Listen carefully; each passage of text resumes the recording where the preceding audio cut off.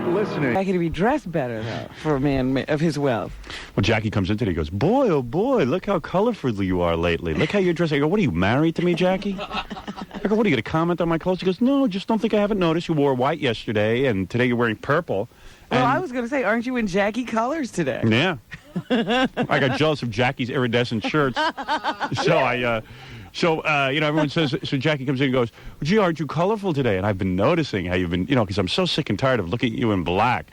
I go, well, Jackie, you should be sick of you shouldn't even be looking at me. Yeah, what difference does it make what color he's in? My vision of a disc jockey as a young kid growing up was a guy who could come into work like a slob with 9 days growth on his face and get there, and he's as handsome as you want him to be when you listen to him over the radio. Is that right? Yeah, I mean, and I shouldn't have Jackie commenting on my wardrobe. Now, wait a minute. Yeah. I've never said anything negative. I just said something nice. Just was kind of weird coming from a guy. Well, you know what I mean? He's just like, and Jackie's like, yeah, you look so handsome. Hug you. And you're purple. Woo! He likes those colors. Yeah. Well, at least he notices.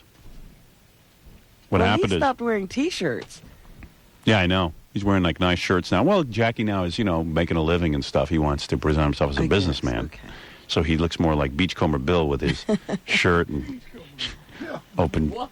I don't know what he looks like. I don't know what... I should go back to the T-shirts. Why bother? The thing that really that gets me about the shirts is how he gathers them up to get them around his stomach to get them into his pants. They're like maternity things. Yeah, so I'm always looking at the I always like that. I have to see what's happening down at the bottom of that shirt every day. Well, you know what it is? Sometimes he actually makes an attempt to tuck it in.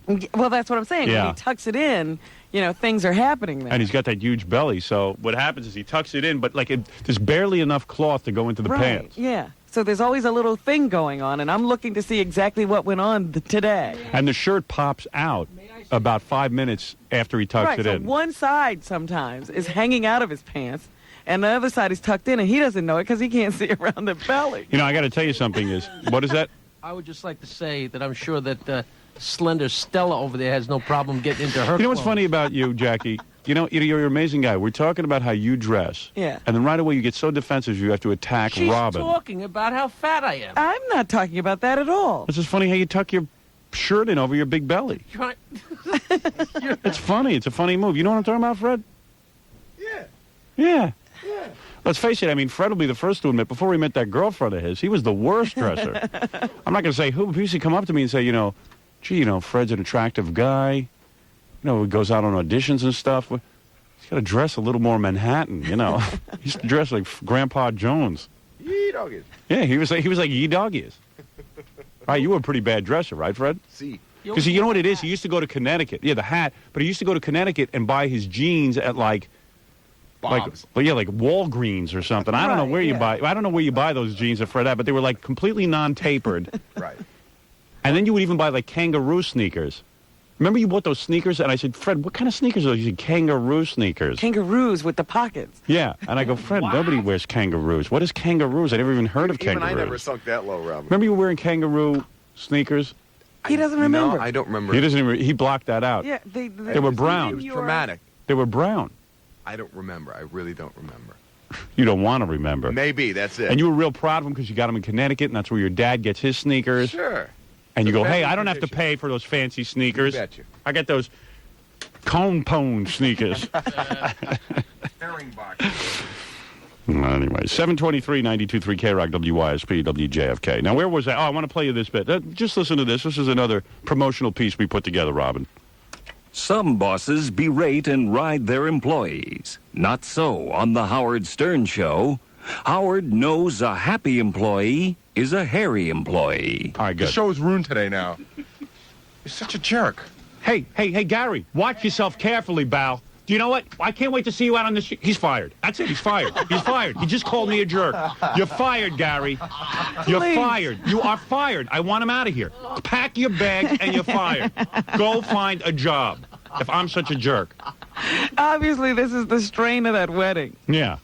It's the strain of the wedding on me. Then he's in here. I said to him, hey, Gary, I don't hate, by the way, I said to him during the commercial, I don't hate your girlfriend. He goes, oh, yeah, then why are you saying such bad crap about her on the air? She's really... I go, wait a second. I haven't said anything bad about your girlfriend. I don't even know her. I just asked if you're sure you're going to get married. There's no strain strain on me about his girlfriend. There's no strain Gary, of any you're fired. wedding. I'm not kidding. You're fired. That's fine. You're fired for real. I'd love to be. You're fired. You're gone. Okay, You're gone. Can I Pack start your things collecting and get out. unemployment? Yes. Go Excellent. ahead. Whatever you have to do, go do. Okay, I can't take you anymore. then don't. I can't take it. Then don't. I don't want to be called a jackass by anybody. Jerk. I don't want to be called So a you jerk. can't even get that right. I don't want. Okay, goodbye. Okay. Goodbye. See ya. Pack your things. If you're serious, I I'm can do very it. serious. Pack your things. Go work to for Richard commercial. Simmons. Go to commercial. Tell me you're serious, and I can pack my I'm desk right serious now. I'm telling you. I'm telling you I'm serious. I don't need to wait to commercial. I can't take it anymore. I can't take it.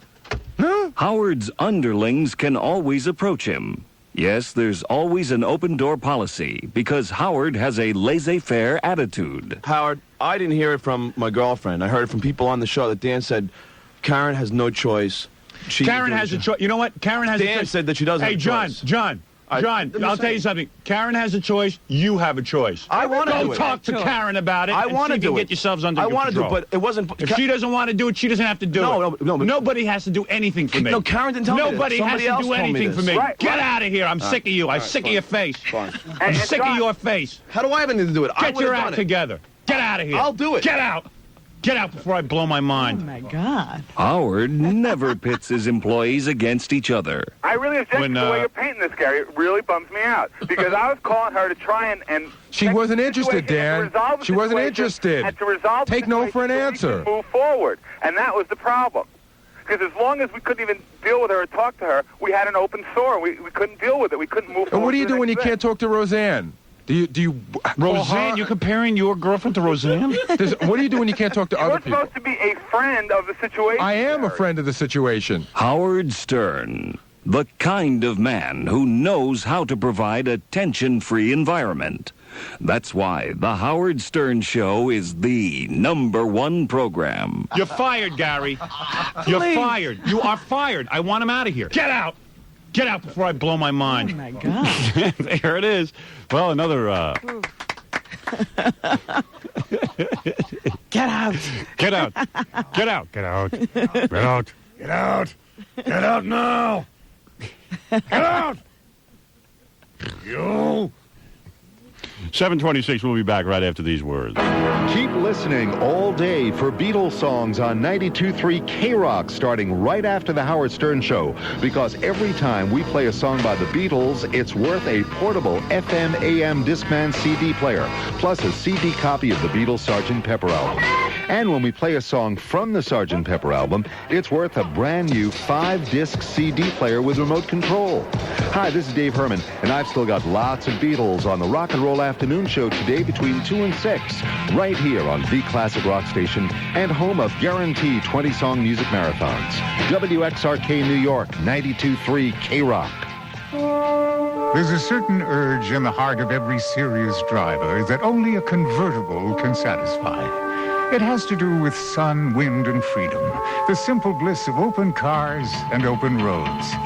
A Saab convertible delivers all that, but it also addresses the part of you that thinks before it leaps. So Saab gives you a full-fledged car instead of an adult.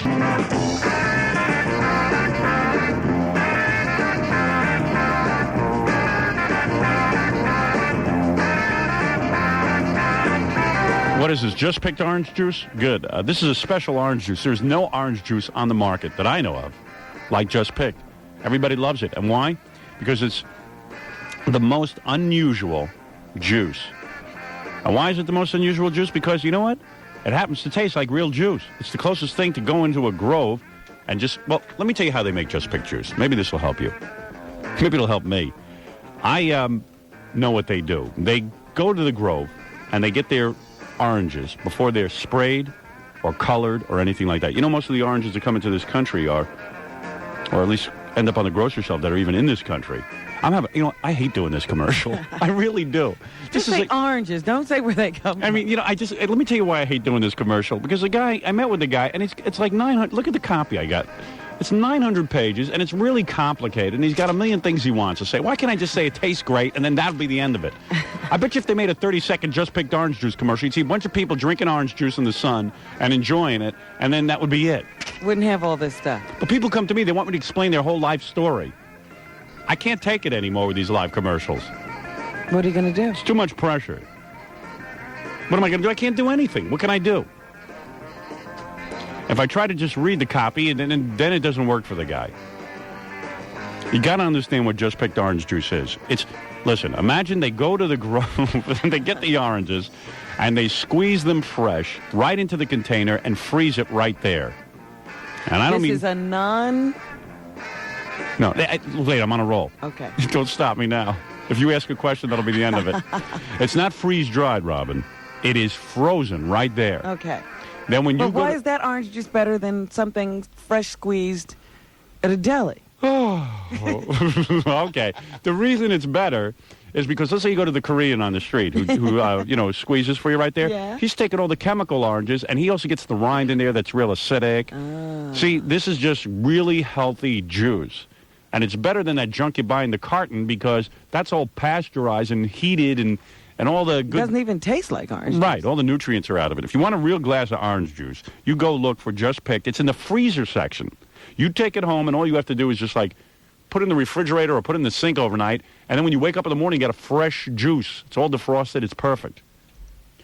Oh, I hope that explains it. It is the best juice, Just Picked juice. Oh, look for the brightly colored... I'm not done yet. I'm just coming up for I oxygen. said now he's got to get to the small container. Yeah, right. Now, that was the big container. Now I got to explain the small container. Listen, this is I don't want them advertising on the show anymore. Can I reject advertisers on this program? Look for the brightly colored single-serve containers in assorted flavors. Your food service operator is defrosting them for you daily. If your local deli... But you know what it is?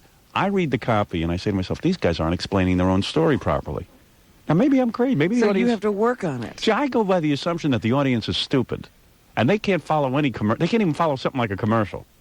So I have to explain it to them step by step. Then it goes into 3-hour commercial. Look at it. This is the information they absolutely want me to get to. That's the stuff in orange. Mm-hmm. Which is really a minute commercial right there. Then this is the general information that they want me to get to. It's single That's space. background. Yeah, it's just type single space. All right, call this number if you want your local deli, bagel store, or cafeteria to carry Just Picked juice. There's someone going to call this. I don't know. It must happen sometimes. All right. 516-482-5190. That's if you're so motivated by this commercial, you will call and demand that the store you go to get the juice. Just Picked orange juice. Speaking of Just Picked, here's Gary's nose. Hi, Gary. He's Gary and his nose. I missed the last bit. I just caught the tail end when you said Baba Booey. What? Baba I missed the Booey. last bit, but I just caught the tail end when you were breathing heavy and yelling at me. That last okay. bit. Okay, Gary, listen. Just give me the song parodies, and then you can leave.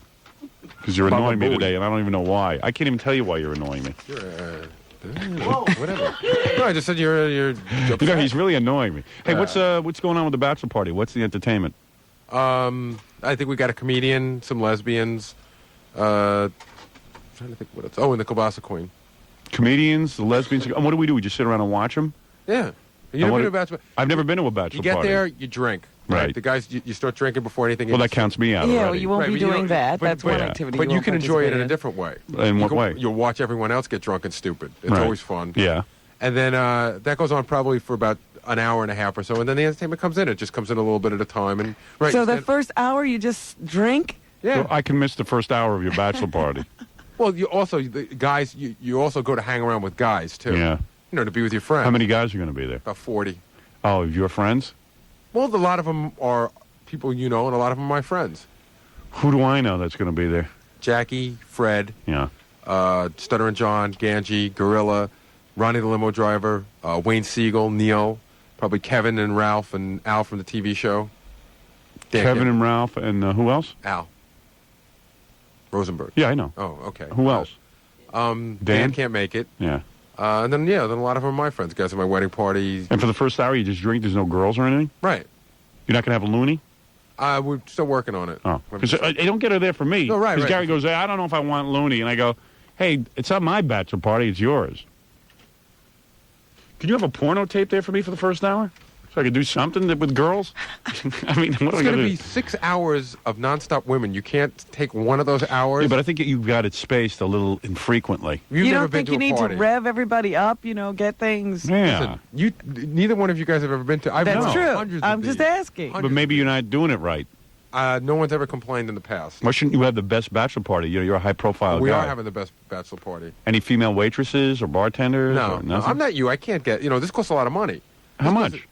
Altogether? Yeah. This will cost a few grand. Really? Oh yeah. What do we do? We each chip in $50? Right. Well, then they You gotta could have get a chipped in for the waiters and waitresses. You got to get a hotel. Yeah. You got to put some. You got to stock it with some booze Yeah, that's true. and some food. Right. And you got to pay the entertainment. They don't work cheap. Yeah, that's true. If it wasn't me, this would probably. It would actually. Some people are giving us breaks. It would be a lot more money. Yeah. Bachelor parties can be expensive.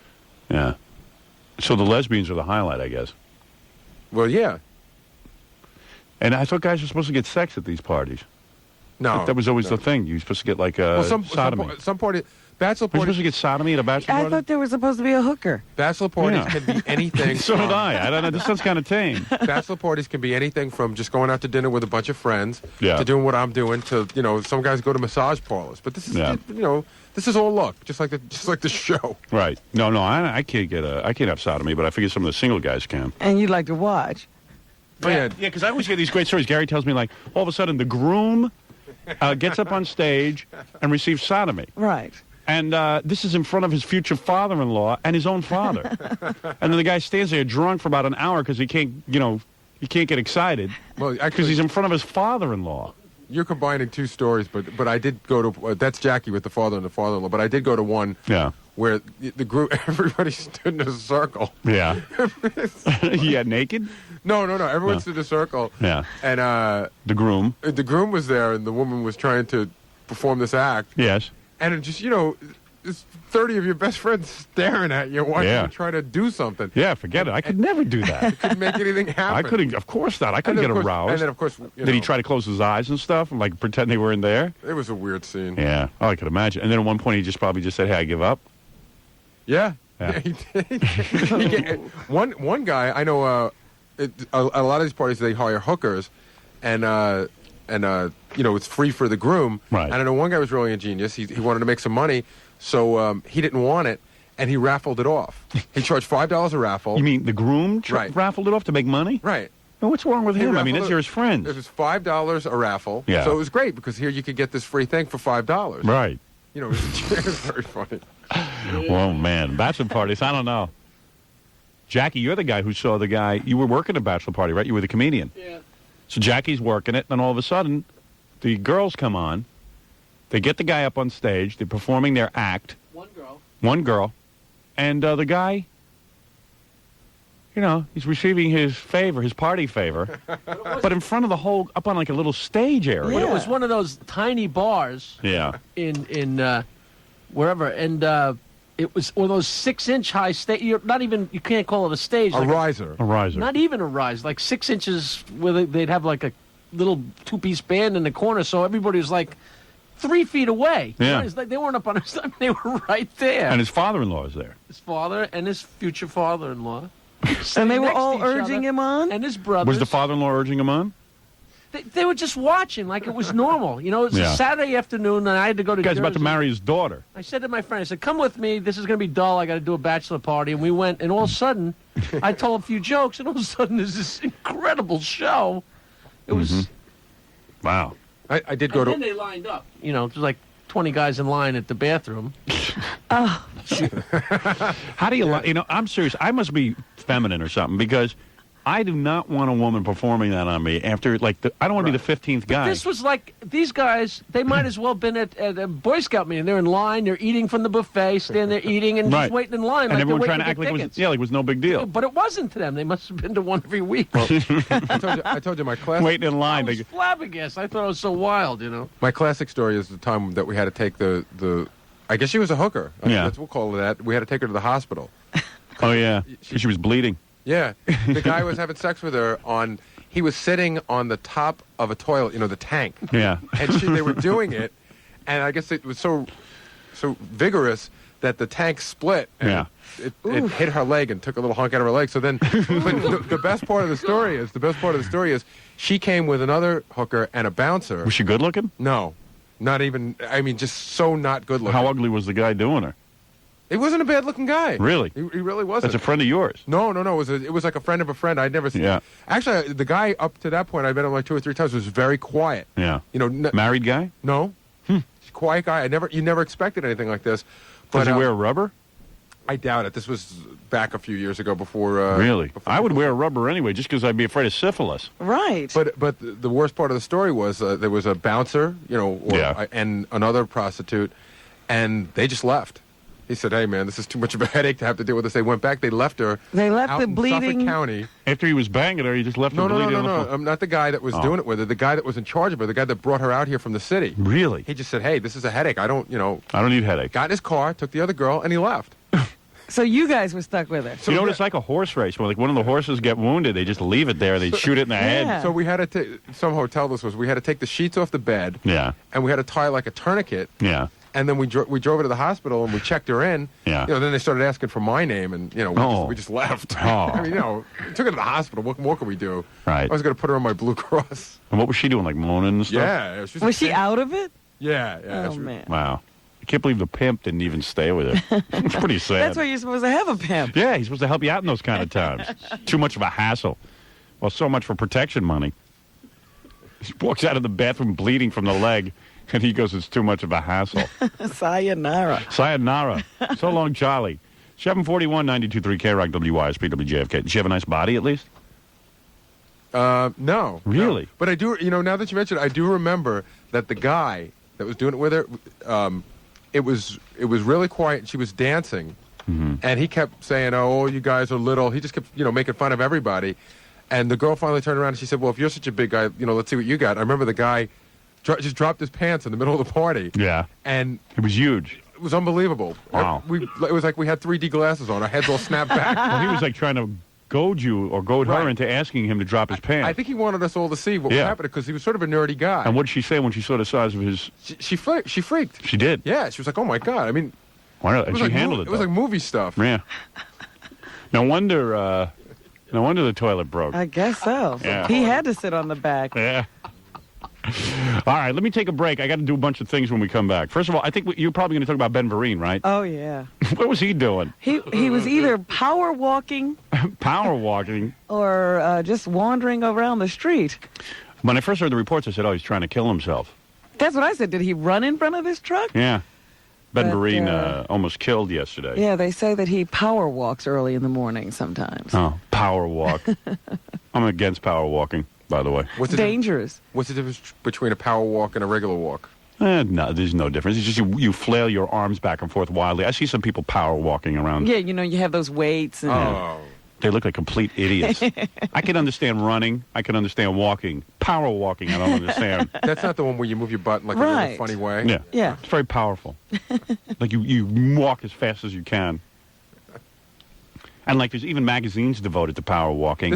And you got to do it the right way. Like there's a right way to power walk. It's an Olympic sport, I remember as a little kid Get seeing out of it. here. I You never know it heard of is. Power walking is an Yes, Olympic is sport? in the Olympics. Well, then I'm an Olympic star. Because I can certainly power walk. What you got to do is walk like there's something caught in your butt. You're trying to shake it out. You got a quarterback there and you don't want to drop it. There you go. 744 92.3 KROC WYSP WJFK. I'll come back. I'll play a couple of the song parodies because people want to know the contest is winding down or up? Down. Down. Okay.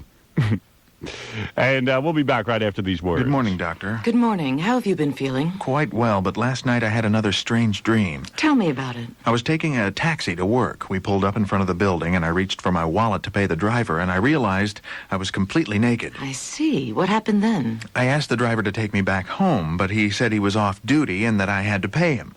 Of course, I had no wallet. What could I do? I jumped out of the taxi and began to run. I see. Go on. After that, I woke up. Tell me how you felt. I was relieved. That's normal. Thank God. But what does it mean, Doctor? It's a classic dream. I've had it myself. It means you have nothing to wear. Ah, and the money? You wanted to go 2 ways, and you wound up going 1 way free. I don't understand. My guess is it means 50% off regular prices. What are you talking about? I'm sorry, time is up. I have to run. It's the summer sale at Barney's, New York. 20 to 50% off regular prices on the world's finest clothing, shoes, and accessories. I see. Do you want to share a cab? The summer sale at Barney's, New York. Manhattan, Manhasset, Short Hills, and Westport. When it's time to take your car for service, say STS, STS, yes. No need to worry, don't get nervous, say STS, STS. Okay, Fortunate. Yeah, I'm planning to go down there. To Philly? And why not? Why shouldn't we? Haven't made a trip to Philly in years. I say we go down there with the song parodies. What do you think, Robin? Do you think that's a good idea? I like the idea. Yeah, me too. Plus, we haven't taken a road trip in a while. Hey, Fortunoff is the source for all of your jewelry needs. I'm not kidding. My family's been shopping there for years. Everyone on this show shops there. You've bought a lot of jewelry from Fortunoff's, right? Absolutely. You know they have the largest selection of 14-karat and 18-karat gold jewelry, diamonds, pearls, rubies, emeralds, sapphires, semi-precious stones, everything. Everything and anything you could ever want, they have at the lowest price every day. I really do mean it. I mean, a lot of stores make those claims, but Fortunoff's, well, they guarantee it. Do you think of jewelry as an indulgence, Robin, or do you think of it as something as like a display of wealth? Do you use jewelry to show people that you're doing well? No. What do you think jewelry is? You know what I think it is? What? I think it's a thing of lasting value. Is that right? That's right. It's an heirloom. Connects one generation to the next generation. It's a thing of beauty. It's the perfect gift for the 90s. It's a joy divine. That's right. You ought to begin creating your own family heirloom. So when you die, Robin, who will receive all of your jewels? My children. Sebastian. Your children. No, who will get it? Me? Or Edward James Olmos? No, your children, probably. There you go. Not leaving you anything. Thank you, Robin. Probably Stuttering John will get it all. I bet you Robin's one of those women that leaves everything to those cats. I'll bet you Robin's one of those women who hasn't even made a will. I'm not going anywhere. Have you made a will? No. Where did we find out? Sam Kinison, when we contacted him on the Ouija board, said you're going to be dead at 60... 63? 63. I've got time. Yeah. There are 5 convenient Fortunoff locations: 5th Avenue in Westbury, New York, Wayne, Woodbridge, and Paramus, New Jersey. I spoke to Sam's brother last night, Bill Kinison. Yeah? Yeah, just to see how he was doing and stuff. He said there's some movie offer for me that he knows of. Oh, really? Yeah, he was contacted. I said, when did you get in the movie business, Bill? And he said? Hey, just trying to make a living. He sounds just like Sam. It's frightening. It's frightening because when Sam was alive, Bill used to sound like Sam. And now he sounds, I mean, it's like Sam lives. He could go on the road. If he just put on about 50 pounds, he could go on the road as, you know, like the Sam experience. Did you ever ask him to scream? Can he scream? I don't know, but he came dangerously close on Gary's answering machine. He was doing a whole Sam Kinison routine. Really? Yeah, it's like he became Sam Kinison. Maybe he's going to do that then. Yeah. I don't know, he's putting together some kind of tribute for Fox Television about Sam, like an hour and a half. I thought it was a real good idea, actually. And he was telling me about that. And Robin Williams agreed to host. Wow. And then Bill was having trouble getting You think Robin there's Williams. a lot of guilt out there? I don't know, but then, you know, it sounded good, you know, because Fox wanted it with Robin Williams, and then all of a sudden it was like Robin Williams. Then, I don't know, there was some confusion with Robin Williams. Bill was having some problems, so I advised him. I just said, you know, Bill, as far as I'm concerned, the way I would approach it is that probably Robin Williams doesn't know whether or not you could produce a TV show because, as far as he knows, you're just, you know, Bill Kinison, Sam's brother. Right. So what you ought to do is just put the whole thing together, tell him exactly who's going to be producing, who's going to be directing, who's going to be writing and doing the whole thing, and then he'll probably be more comfortable with it. That was my advice to him. I see. And he thought that was pretty good advice. And then, because he had some good people involved with it. It wasn't like he was just throwing it together like, you know, like Channel 9 or something. And then, I don't know, there's some movie out there that, I don't know. It sounded kind of interesting, but Well, how come they haven't contacted you? I don't know why Bill was contacting me. That's what I couldn't figure out. Why wouldn't they just contact me? You're not... That hard to find. Yeah, you're I not know. hiding. That's what I said to him. I said, Bill, this sounds a little weird.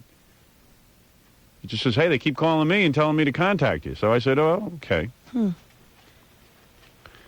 But I have some other movie plans in mind. I don't know that I want to co-star in a movie with this person's pretty famous, so they want me to co-star with. I don't want one of those buddy pictures. I sort of have my own ideas on what the film should be because, quite frankly, that first film's got to do boffo at the box office. I don't want an ordinary film. I've read 100 scripts, literally.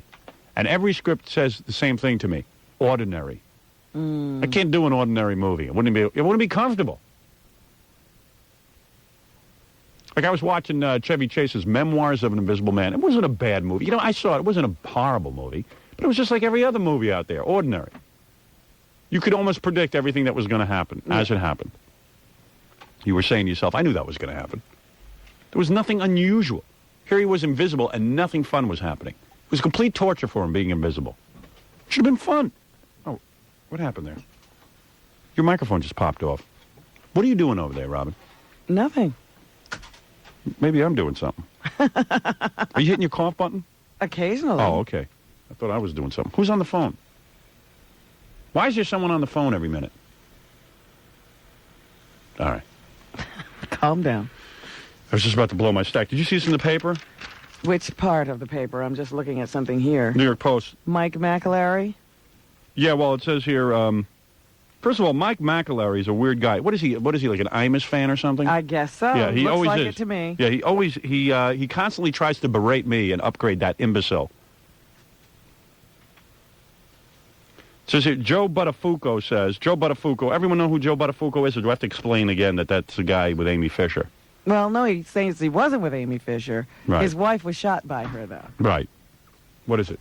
This is that guy that we spoke about the other day, involved with Amy Fisher. What does he want to say? He's in that business that Amy's supposedly in. What business? The prostitution business? The escort service. Escort service, yes. And he's got some information about Joe and Amy. You know, Joe says that. Well, who is this guy? How do we know he's for real? We don't know he's for real. Do we? Well, he can. Hello? His credentials. Well, you have something to say on the topic? Hello there. Yes. How are you? Who's this? You know, you sound like a little like, ever hear of Alan and Rossi? When you say hello there, you sound like Marty Allen. Yeah, you sound like Howard Stern. Well, that's Howard. You're on the air. Oh, okay. All right, now you have information? You want to step forward with information? Yeah. We're conducting the investigation, it appears, here on the air. Yeah, well, we're listening to all the witnesses. Well, let's make it clear that a lot of people call in. Doesn't mean they know anything. All right. Yeah, well... No offense. No, that's all right. That's all right. You're right. It's like some guy called in to claiming to be Joe Buttafuoco's landscaper. Says he used to watch Amy and the wife at the pool laying there in thongs, and it turns out Joe Buttafuoco doesn't even have a pool in his backyard. Okay. I kind of doubt that, Howard. Yeah, that's probably crank call. You're right. Mm-hmm. Yeah. No, we've been in this business for a long time, and you're in the escort business. Yes, sir. So what do you want to tell me?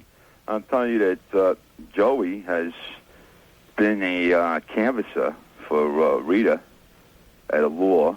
Rita is Amy's. Yeah. She used to call fake herself. Now she calls herself ABBA. All right. Oh, wait a second. Okay. You're saying Rita is Amy? No. Right. No, Howard. Rita is the woman who runs Rita ABBA. runs ABBA, Howard. So now I'm confused. I'm sorry. Rita Don't runs. listen to Gary. Yeah, why is Gary interpreting this guy? So Rita runs ABBA. Rita runs ABBA. Yeah, you got it. Well, by the way, don't give names because that's what you allege. What? Well, that I don't know that that's true. Anyway. That could be your next door neighbor, as far as I'm concerned, and you're trying to get back at her. No. Well, no. What do I know? No, I'm not trying to get back at her in any way. All right, so what do you want to tell me about Amy Fisher? Amy Fisher, I don't know a thing about Amy Fisher. So what do you want to tell me? If Joe Buttafuoco was ever affiliated with escorts. Well, was he? Sure he was. He was a canvasser. He used to go out and try to get girls for the escort agencies. How come the police say they cannot corroborate any of these stories? Why? Because, Robin, Joe Buttafuoco is banking on people in this industry not coming forward. Why? Because they go on shows, they're made to look ridiculous. Well, let's put it this way. I don't think this guy... Because of the business... I don't think this guy, if he is in the escort business, is going to go on TV or go to the police and say, I'm in the escort business and I want to refute the story. What's in it for him? And the only thing that'll happen is legal problems. Is that right? Howard, I didn't understand that. Well, I'm saying, why would you... Let's say you're telling the truth, which I don't know that you are. Right. Let's say you are. Why would you step forward? Because it would only mean legal problems for you. Am I right? Yeah, but not really. Well, wouldn't the police say, wait a second, you're in the escort... The police do their job against prostitution. No. Wouldn't the policeman then say to you, wait a second, you're in the escort business? That's against the law. Right. Well, escort businesses aren't against the law. Prostitution's against the law. But anyway, let's get away from that. See, that's how they get around it. Right. Yeah, okay. All right, we know what we're talking about. If a guy goes, and like you just mentioned the point, if a guy goes to the police and says, you know, I'm in the escort business, I got information, or a girl, let's say, a girl that's working, or a driver, or somebody in the business, anybody, all right, they're going to say, you know, like you just said, you know, that's an illegal business. All right, so you're calling up to say that you are in the escort business and you feel that Joe was involved in canvassing. Canvassing. And not only that. Is that like a talent scout? You're on the right track, yeah. Why don't you put it that way? That's a good one. I like that. Why don't you explain the story you were telling me about going to diners? He used to do that. In other words, a lot of times, you know, Rita, well, she has a tough time getting girls out there, okay? So. Well, you know what? I'm uncomfortable with this because I don't know that it's true or not. So I can't really comment on it, and I don't know that it should continue. What do you think, Robin? That's not really fair for people just to call up out of the clear blue, and we don't know who they are, and they come forward and make allegations and then hang up the phone. Well, this is true, but quite frankly, he's not the first to make this claim, so... Hey, Howard, how about off the air if I prove to you who I am? How's that? Well, I you know... Yeah. I don't know. Well, I'm just telling you. Doesn't mean that you're telling the truth, even if you prove to me that you're in the business. Well, describe to me what a canvasser would do. He would go to a diner and do what? Right. Okay. Well, he's also a driver, though. He'd also go out there. He would go to a diner. See, drivers, okay, for escort agencies are like cab drivers. You know how they congregate in certain areas and certain places, and they talk to each other and stuff.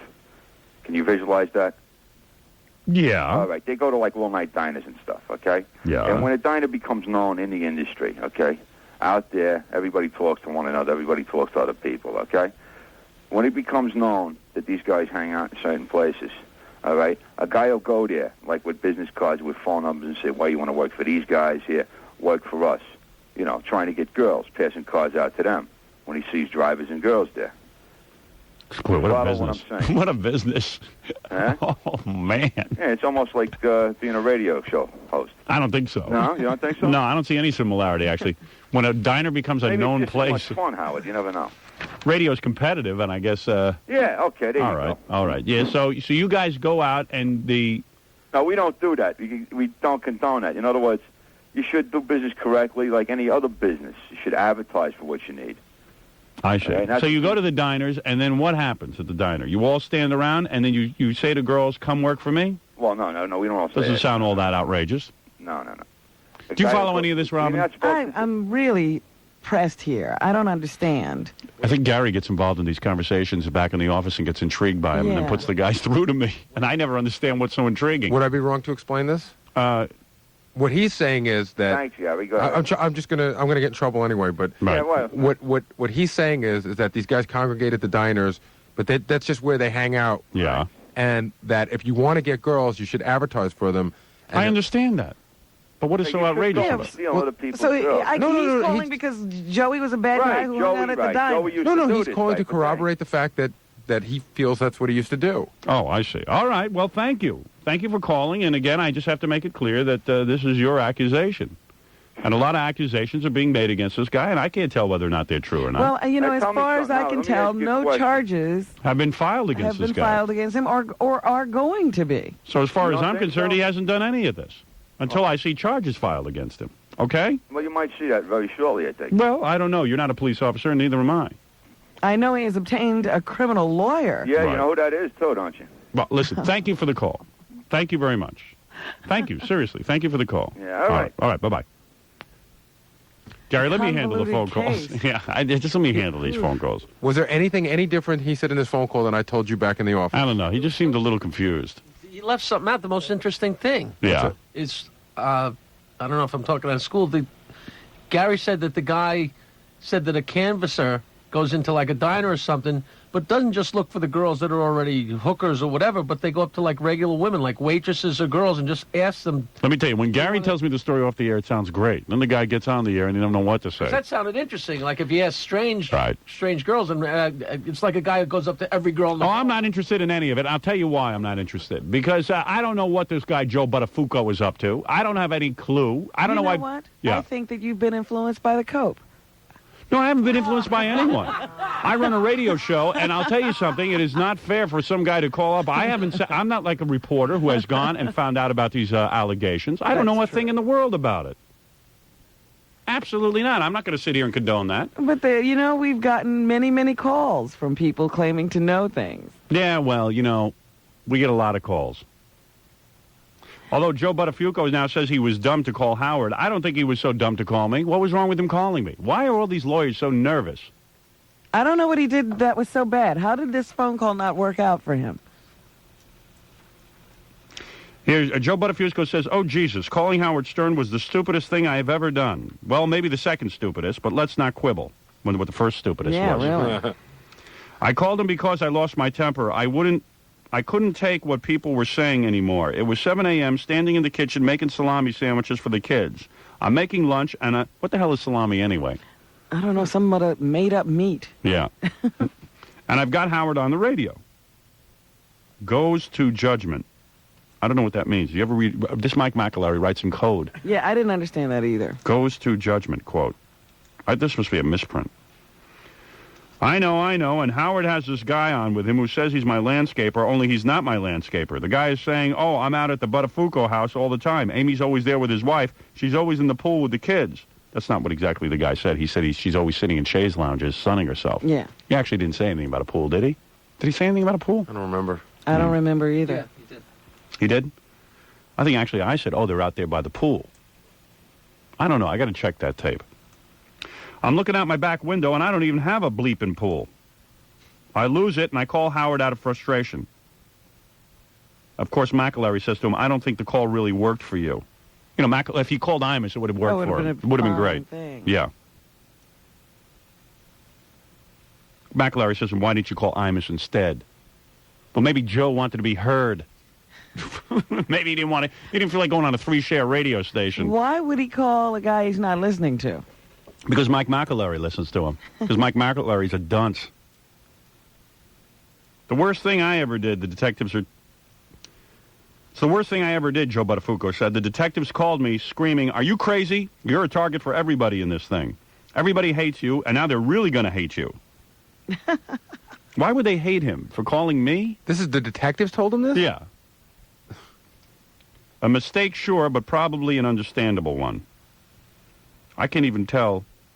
Who said that? Who said that? Did Mike McAlery say it? I think that's, again, Mike McAlery. Yeah, he has quotes around everybody and doesn't say who said what. This guy's some writer. What is he, a 5th grader? This guy writes like a 5th grader. I'm telling you, Mike McAlery cannot write an article. That's why he's a columnist. He gives his opinion. Isn't he a columnist? Yes. Here he's called upon to write a 3-column account of his conversation with Joe Buttafuoco, and I can't tell who said what.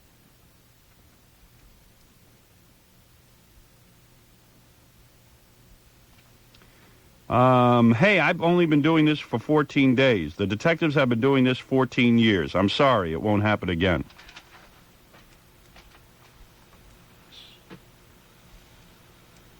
So, Joe feels it was dumb to call me. Well, his lawyer obviously. Well, everybody's telling him that. Right. Not that anything bad has happened. What bad happened as a result? The guy made his case known, got on the air, and said that he felt he was... being railroaded. Right. Quite frankly, that's the same statement he gave the following day when he sat down and talked to somebody with a lawyer. Well, as soon as you talk to me, there's something wrong with you. It's amazing. The whole world listens to me, but as soon as you talk to me, there's something wrong with you. It's 8:04. I have got to get to these song parodies. One question I have, though, is how did Imus get younger than you? Yeah. Oh, please. Yeah. That picture's been doctored, I think. How come Joe Buttafuoco had to look in his backyard to realize he didn't have a pool? Not That's what the I can't brightest figure guys. out. No. That's how he got into trouble. So I'm looking in my backyard and I see I don't have a pool. That's when I got Hey, mad. that's not my landscaper. I don't is have it? a pool. I don't have a pool. Where did it go? Where did the pool go? Where did the pool? I don't have a pool. Oh, boy. Anyway, let's take a break. When we come back, I'll play the song parodies. We'll be back right after these words. Listener Appreciation Thursday. It's the return of Listener Appreciation Thursday. And this week, it's a Grateful Dead Listener Appreciation Thursday. The Grateful Dead will be at Giant Stadium on June 14th and 15th, and we're giving away tickets all day long, starting during the Howard Stern Show. Following Howard, we'll give away at least one pair every hour through 11 p.m. Grateful Dead Listener Appreciation Thursday on the station that brings you Howard Stern all morning and classic rock and roll all day. 92.3 K-Rock. Great. Your car to Car Cash, 212 and 516 CARCASH. There are 2 Car Cash locations to serve you. Midtown Manhattan at 625 West 55th between 11th and 12th, and on Long Island at 548 Merrick Road in Baldwin. 212-516-CARCASH. That's Car Cash, okay? I think it's a lot better way to sell your car than doing it through the newspaper. It never works out well. People with your home address coming to your house and hassling you. Then even if you sell them the car, then for the next couple of months they're calling you, hey, the car has a flat tire. You sold me a lousy car. Lousy tires. Hey, man, I sold you the car. I'm done with it. If you don't want it, you sell it. No, man, you're responsible. You get into hassles with these people. They become your partners in life. You sell them a car. Do it the easy way. Just bring your car to Car Cash. 212 or 516 Car Cash. And they give you great money for your car. 9 past 8 o'clock, 92.3 K-Rock, WYSP, WJFK. All right, let's get to some song parodies. I'll tell you, I'm not the clearinghouse for Joe Buttafusco, Amy Fisher stories either. I want to hear from the principals involved. You know what I mean? That's what I want to hear from. I'm interested in taking Joe's call. Well, he's not calling anymore. I tried to get Amy Fisher, but evidently she's not returning the phone calls. Her lawyer? Well, Yeah. it looks like they're going with a movie company I see. because they didn't want to have to deal with giving out information before trial. I see. Well, I guess they have a game plan. I don't know why you wouldn't want to come here and tell us your story. You know how sensitive we are. Seems to be the most comfortable and safe place. I think so. Anyway, Robin, regarding the song parody contest, we always seem to get to this the same time in the morning. I keep saying let's get to it at 7, but for some reason I can't. I get pimps calling me. As soon as I start doing something, I got pimps on the phone interrupting me with big bulletins.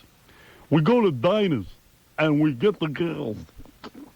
And I seen Joe there. Great. Everybody's got a story. He would have a pool, you'd think, if he was doing all these other jobs. Yeah. Shouldn't have a pool if you're a pimp. All right. Very good. 10 past 8 o'clock. Let's get to it. I saw a picture of Mrs. Buttafuoco in the newspaper today. Man. Yeah. She's got like the whole side of her face is off. Did you see there was the picture on the cover of the paper where she was kissing him, but then when you see her full face, Yeah. a real bad drag on that lip. Yeah. Her whole lip is like dragging downward. Yeah. Or upward. I don't know how you describe I think that. it's down. Is it down? Yeah. Yeah. Shot in the head. And Amy's getting movie deals. That's the weird thing about our country. It is sort of a weird thing. You know? And they did away with that Son of Sam law. Right, so she would get to keep all the proceeds. Yeah. That's the wackiest thing. She could get out, you know, and she'll be tried they say they're trying her as an adult, but at the same point, your sentence is only handed to you, if you're 17, as a minor. Mm-hmm. Doesn't matter if you... Really doesn't matter that you're tried as an adult. Because if you're 17, they reduce the sentence. Am I right about that? Yeah. Yeah. They'd still do that kid sentence thing. So, that's kind of weird. That's a weird thing about our country. That you could, like, shoot someone in the head and then sort of work it so, like, maybe in 5 years you'll be the best-known hooker in the world. Then, of course, she'll come out and be all reformed and be against hooking. Oh, but she'll do, motivational speaking. Yeah, like the Mayflower Madam. I never understood them. The Mayflower Madam is the one that drives me the most crazy. How that whore master could be making money and being quoted in the newspaper and being like a socialite of some kind. She's actually a person of note. She teaches a class. Yeah. She's getting a TV show. What class does she teach? Oh, she has the little courses at the Learning Annex and things like that. For what?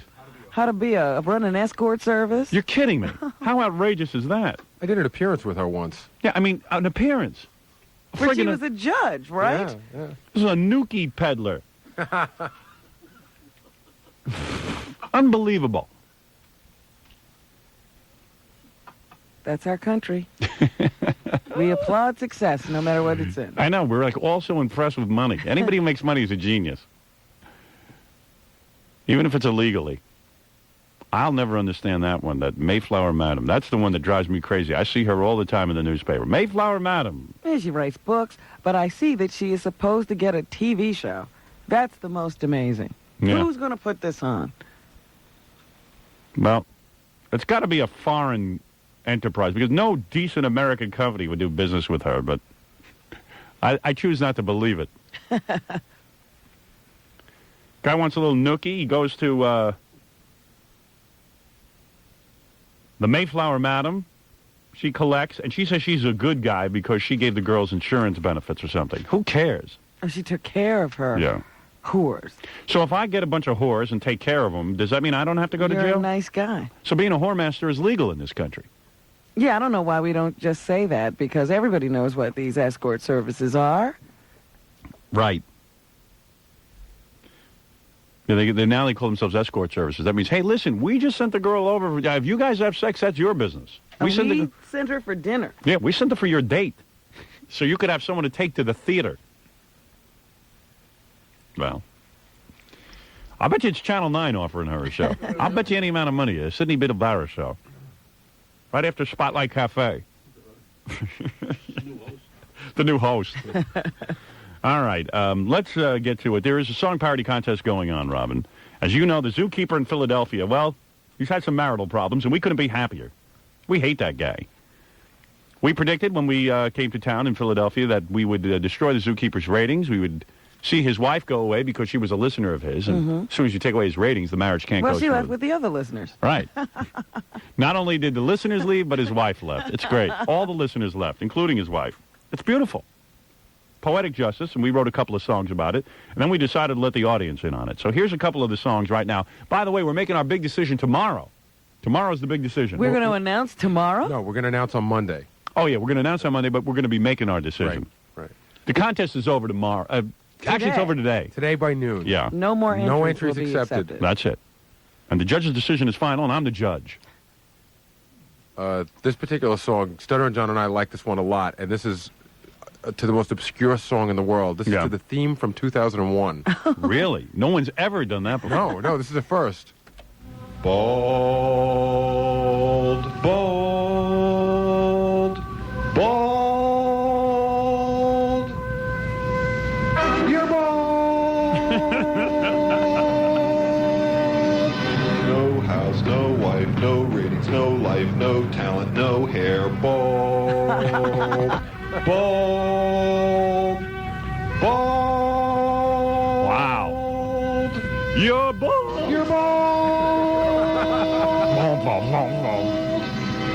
Big mortgage, hotel bills, not funny, out of luck. Let's face it, you suck. Bald, bald, bald. Gotta be driving him nuts. So John, slit your wrist or cut your throat. Then we'll gloat, 'cause you're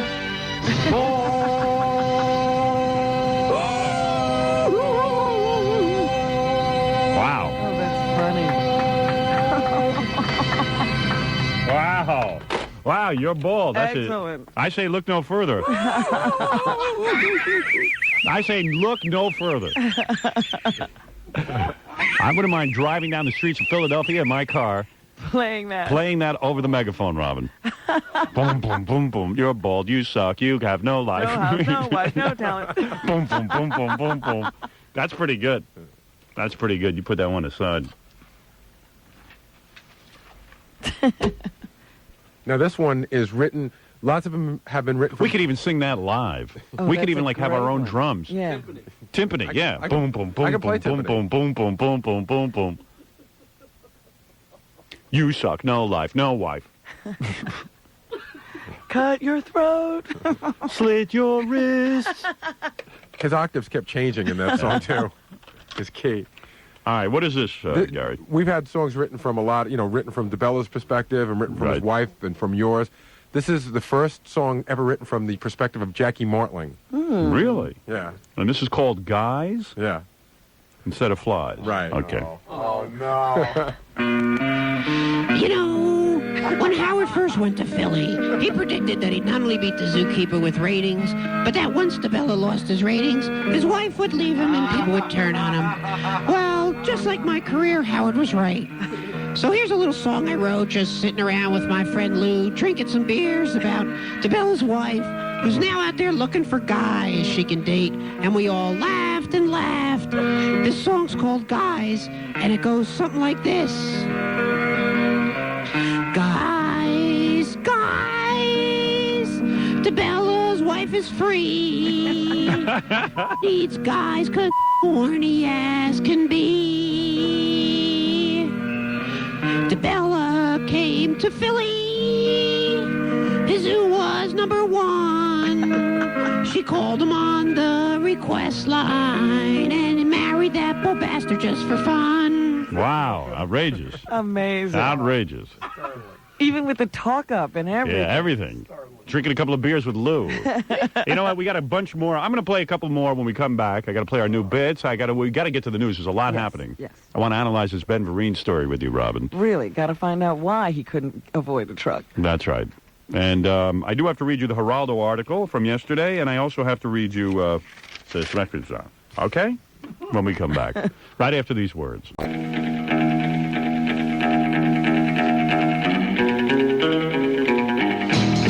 Come on, everybody.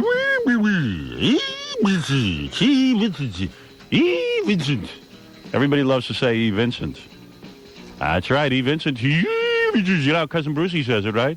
Cousin Brucey with his E. You say it, Robin. Oh, boy. I don't have any today. You know, your voice is how you make your living. Yes, I'm not going to leave you. This is the last lecture I'm going to give you because I lectured her off the air yesterday. Oh, dear. Miss Europe. My international representative, Robin Quivers, over in Europe with no voice, no less. Robin is a very dynamic person. To rest. Robin is a very dynamic. No, you don't go to Europe to rest. She's a very dynamic person and likes to do a lot of different things. She's a fun-loving person. She loves to have fun. She likes to try new things. If someone says to Robin, "Hey, Robin, let's go to a concert tonight," Robin will go. She likes it. If someone says, "Hey, Robin, let's try a new kind of sex, a different input," Oh, gee. Robin will try it. She's a fun-loving person.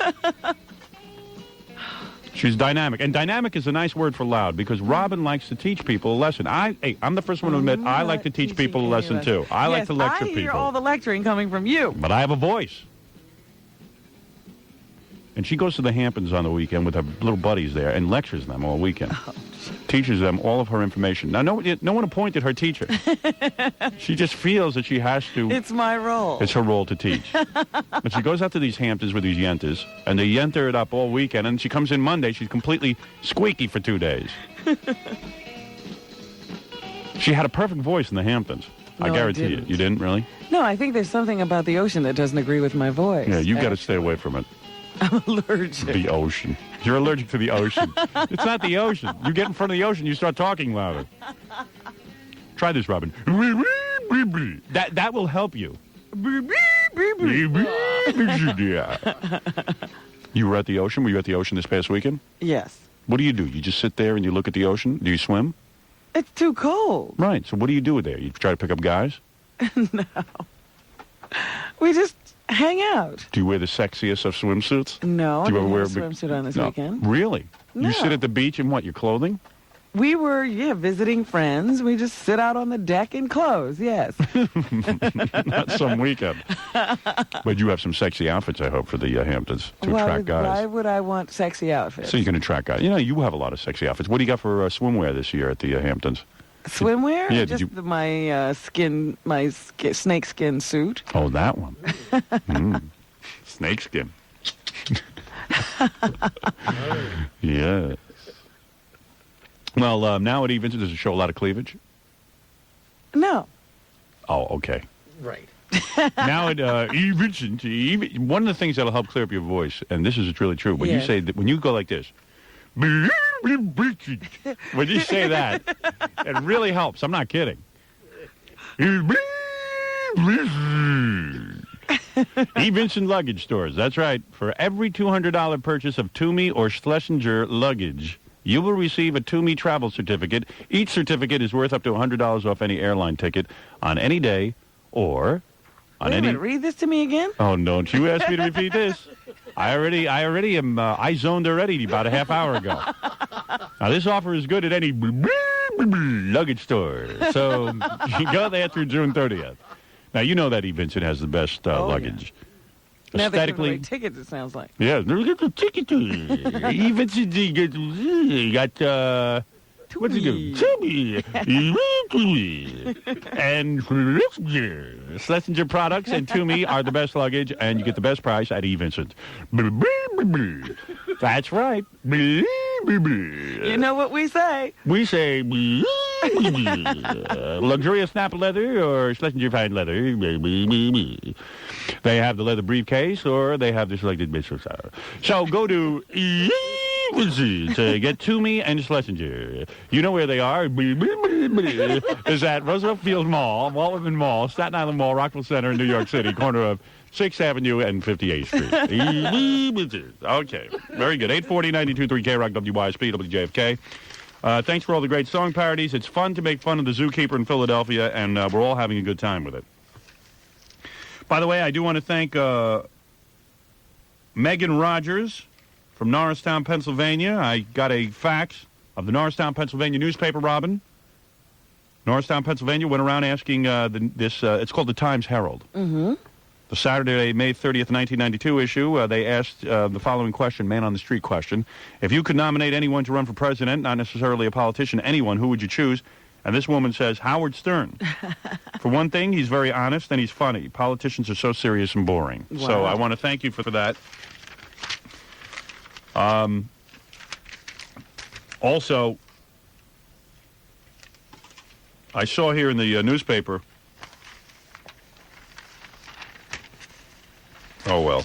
What? Yeah, I don't know if I should read that. Maybe it'll bore everyone. I won't get to the what I wanted to just say. I think we should do some news. Fine. Well, you know, since we've already been talking about it this morning, Joey Buttafuoco has gotten himself a lawyer, Howard. Now, here's a guy whose wife was shot. Yes.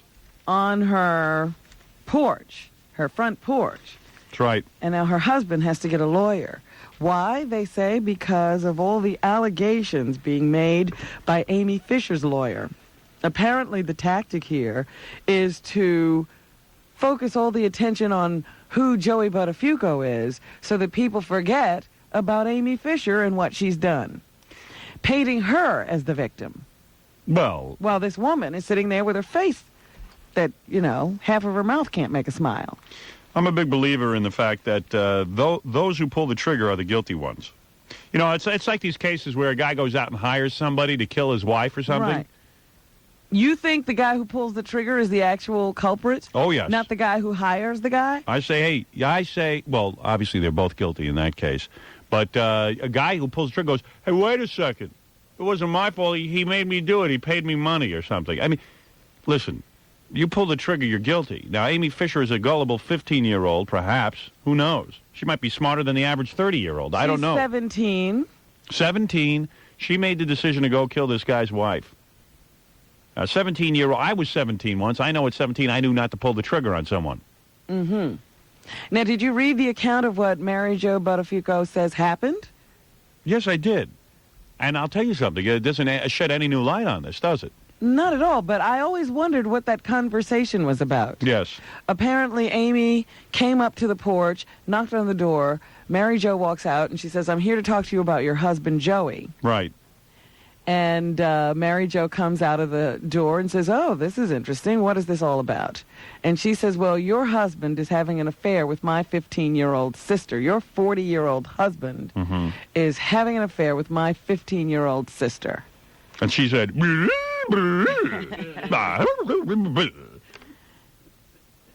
Yeah. And she says, Amy said, I think it's disgusting that a 40-year-old man would be sleeping with a 15-year-old. And Mrs. Buttafuoco said, well, he's not 40 yet.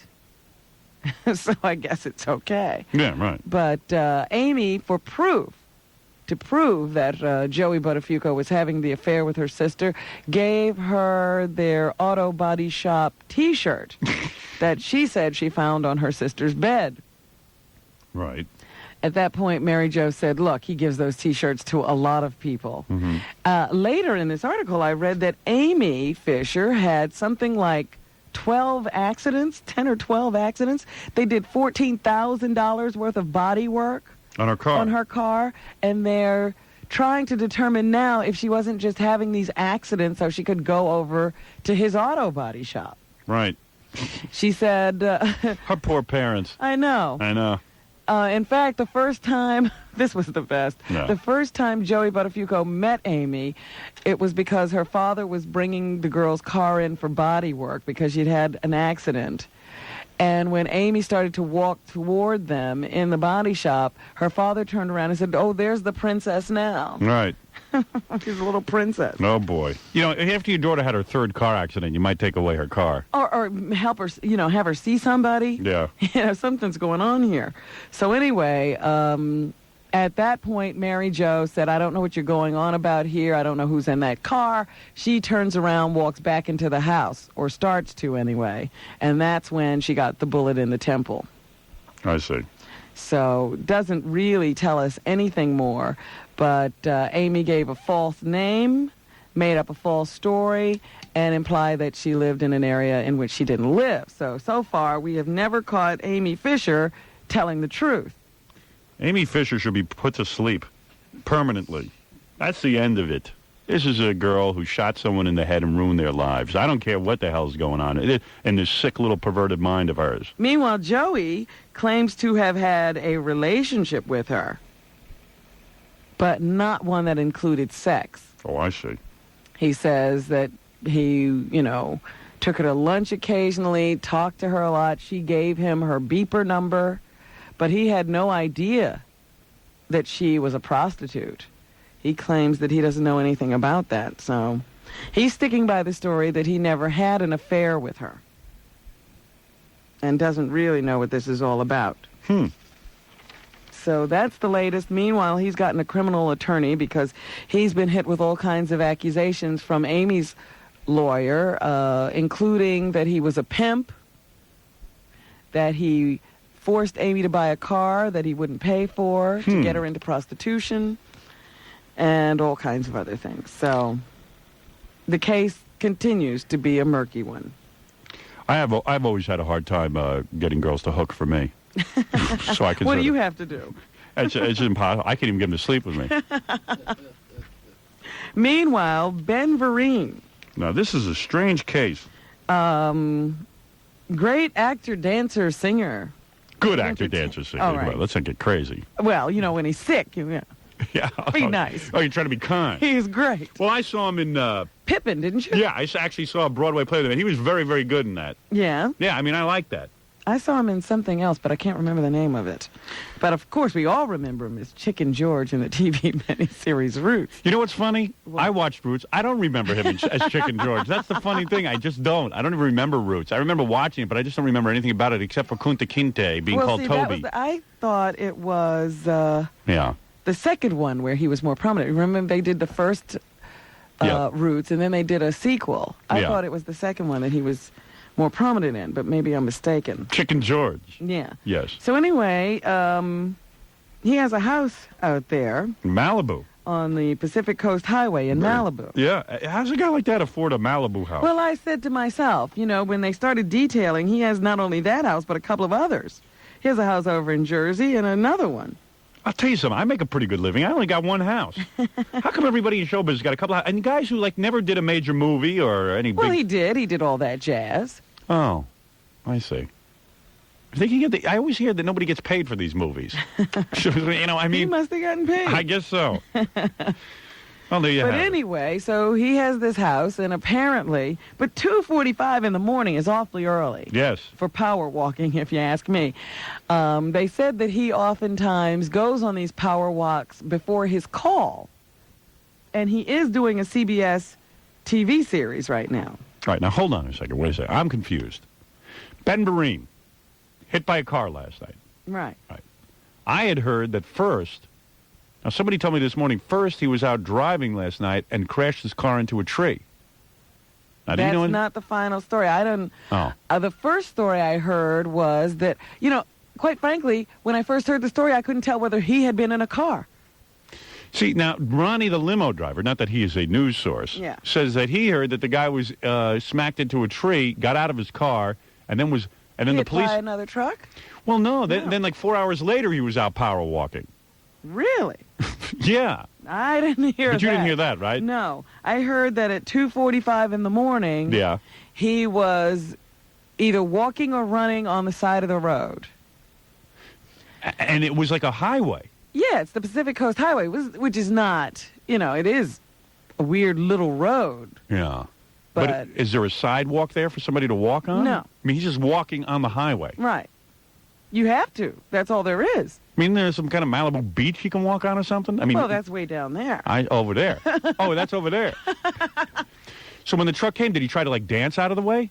Because he's a great dancer, isn't he? Maybe that was what happened. Because what appears to have happened from the accounts that are in the paper now Yeah. is that he was running along.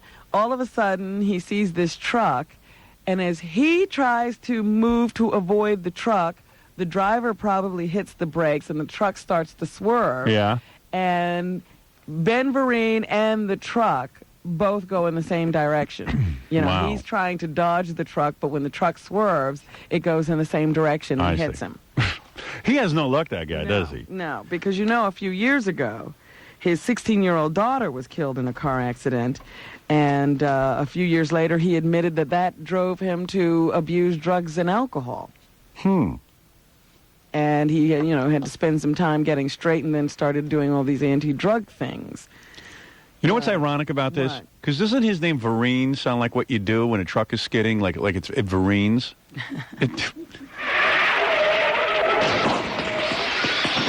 But he has no luck. I mean, he was on drugs. Didn't he try to kill himself? Well, he said he got very suicidal Right. when his daughter died. And he was almost killing himself on the drugs, but... it's a freak accident, and he's got internal injuries, head injuries, a broken leg, and is in critical condition after 4 hours of operations yesterday. But he was awake. It's more than Fred is. I mean, you got to say that in a way. He's still got Fred beat. Yeah. Look at that. He's got head injuries, leg injuries, internal injuries, and he's more awake than Fred. So we hope that he recovers. But remember that woman who was in Private Benjamin? Yes, with Goldie Hawn. Yes. What was her name? Her name was, her name is Eileen Ferber. What was it, Fred? What's her name? Eileen Brennan? Eileen Dover. Eileen Brennan. Something like that. Yeah. You know what she looked like after she recovered from that car accident she was in. Well, that's what I can't wait to see when Ben Vereen's on the talk shows after being hit by a truck. That's going to be some talk show. You're going to be like, my favorite talk shows are the people who have those cranial injuries, like with Cher and all that stuff, like the kid from Mask. From Mask. I love those shows. And I love when the doctors come on and they show you how they improved them. Right. I love that. I love looking at that. I don't know, don't you? I mean, there's a reason they have them on talk shows, because people love looking at that. Oh, I don't like that. It's wild. You know what I like? I Yeah. like the little old kids. Yeah, the old kids. That's good, too. I like when Donahue has them on, and he's actually, The reunion every year. like Donahue isn't a circus freak show. He's having all these kids on. Now, there's only 30 kids in the whole world who have this disease. Yes. All right? So I'll get to it in a second, Fred. I'm about to get into something tasteless. So Donahue... About to get into something here that'll make everybody upset. All right. So Donahue has all these guys on his show, these little kids who, through some freak thing in birth, only 30 people in the whole world have it, but they turn into little old men. Yeah. They look like old men. Little old men and little old women. Yeah, they actually look like Frank Perdue. Yeah, but in little bodies. Yeah, and little tiny bodies. They're little kids. It's a really horrible disease. And he has them on there, and this guy has the balls to say, I'm having these people on because I want to help people understand. It's like, oh, excuse me, So this is the one topic you pick. It's a freak show. Yeah. It's a freak show, and he and won't every admit year it. you tune in to see who doesn't make it back, Right. because they die early. Yeah. And he's full of it. To help it. There's 30 people. That's a pretty big narrow cast. That's a pretty small little group there of people he's trying to help and with he his shows TV you show. how much they've aged in 1 year. Yeah. It's a Show freak you show. The pictures from the year before. And admit it, we like looking at oddities. And Maury Povich the other day had cranial injuries, and, I mean, it was fabulous television. I mean, it's like going to a circus. I've been to Circus 10 shows. Honesdale, Pennsylvania, they had geek shows. And I would go there, and I would see what went on. And you'd pay, like, $1 to go into a tent and stare at a guy who's, like, the oldest little kid or something like that. And believe me, I wasn't the only one in those tents. Tents were packed. Yeah. You couldn't get in. There were days I couldn't even get in to see the oldest kid in the world. Or the lion-faced boy. Yeah. But now that Maury gets on there, Donahue, they all get the same shtick. Oh, this is so terrible. If it's so terrible, why is it that you're trying to help 30 people in the whole world? You know it. Why don't they ever admit that? They won't admit it. But I'm a bad guy. I at least admit it. When I had the woman on with no arms and legs, I said, look, I know you want to see this. And you want to see her eat with a spoon and a knife. You know who had her on the other day? Oprah. And I heard she was doing that demonstration. She had her eating with a spoon and knife. I had it on, it was considered tasteless. When she had it on, it was a wonderful act of courage. It's unbelievable.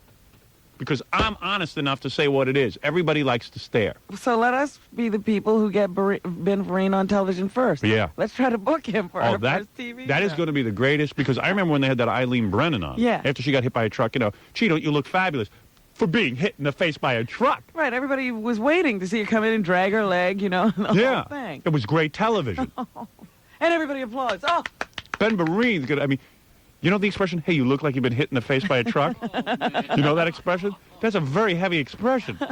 When somebody says that to you, you take a good look at Ben Vereen or Eileen Brennan. yeah. They've been hit in the face with a truck. Did you really go into freak shows when you were a kid? Sure.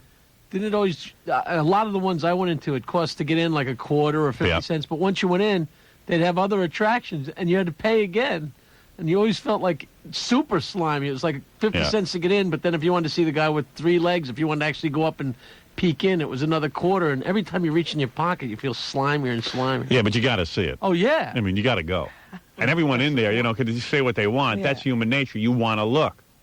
Oh. There but for the grace of God go I kind of thing. Well, all I know is I hope Ben Vereen gets better, and I hope he's still able to dance. Absolutely. I mean, come on, of course. That goes without saying. And we want him on our show. Yeah, we would like to have him on our show, radio or television, any way he can work it. We would like to be the first interview, but no, he'll go on Oprah. You wait Yeah. and see. That's what he'll do. Oh, or Arsenio. Arsenio will Right, do. Arsenio will get him, and Arsenio will sit there and act like everyone's not staring to see how Ben Vereen looks.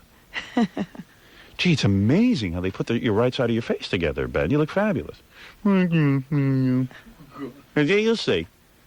And everyone will be staring, waiting to see what he looks I like. mean, CBS, I think, put that woman, Ellen Burstyn, or whatever her name is, Eileen Brennan. They put her in a TV show Of course. because they knew people would watch.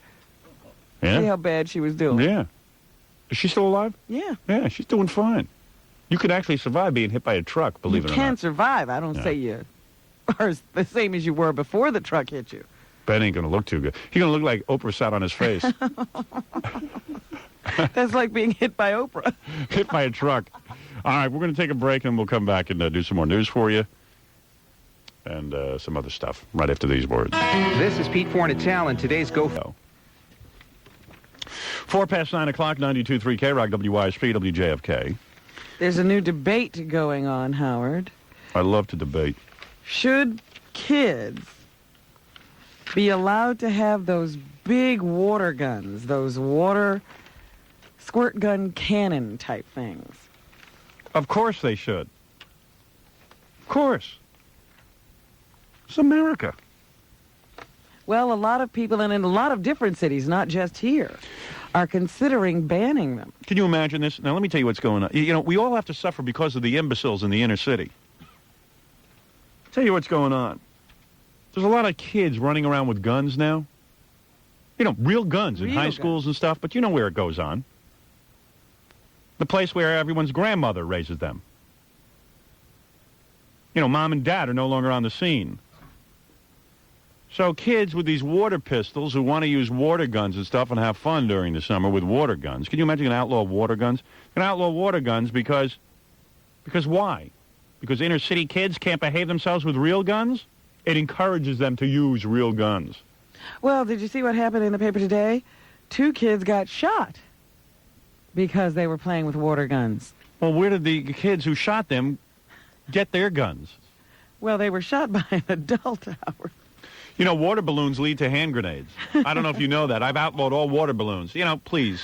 I think this is one of the saddest stories. These 2 guys, actually it was about 6 kids, were playing on West 153rd Street and 8th Avenue. West 153rd Street and 8th Avenue. You ever been there? It's not even America.